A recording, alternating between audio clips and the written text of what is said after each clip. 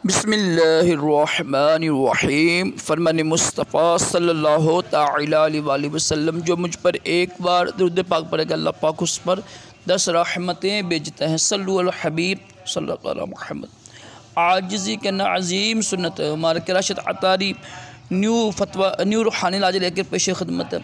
इंशाल्लाह एक वजीफ़ा लेकर आया हूँ एग्ज़ाम में अच्छे नंबर पास होने के लिए, इम्तिहान में पास के लिए। कोशिश करें जो आपके यानी सब्जेक्ट हैं, खूब मेहनत करें दिल लगा कर ना, खाली वजीफ़े पर ऊपर ना एतबार करें, क्योंकि अल्लाह पाक अकल दी हुई है ना। जो इंसान कोशिश करते हैं ना उसको फल मिलता है।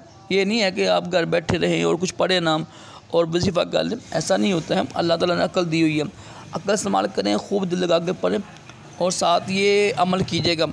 7 दिन अमल कर सकते हैं। 7 दिन में इंशाल्लाह आपको अच्छा रिज़ल्ट मिलेगा। करना अपने ये है कि हर नमाज के बाद ना 2 वजीफ़े हैं।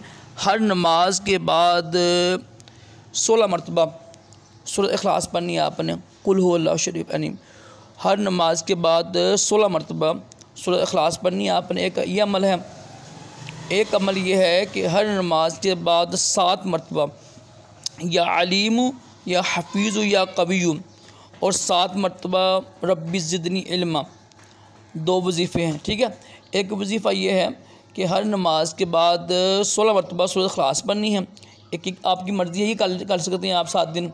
या फिर हर नमाज के बाद 7 मरतबा या अलीम या हफीज़ या कविय्यू और 7 मरतबा रब्बी ज़िदनी इल्मा। ये जो लफ्ज़ है ना, या अलीम या हफीज़ या कविय्यू, ये सर पर हाथ रख कर पढ़ना है आपने, ठीक है। सर के ऊपर हाथ रखे ना हर नमाज के बाद, तो ये 7 मरतबा पढ़ना है आपने, या अलीम या हफीज़ या कविय्यू, और फिर 7 मरतबा रब्बी ज़िदनी इल्मा पढ़ना है। इंशाअल्लाह अच्छे नंबर आएंगे, अच्छे आप यानी नंबर से पास हो जाएंगे इंशाअल्लाह। 2 वजीफ़े हैं,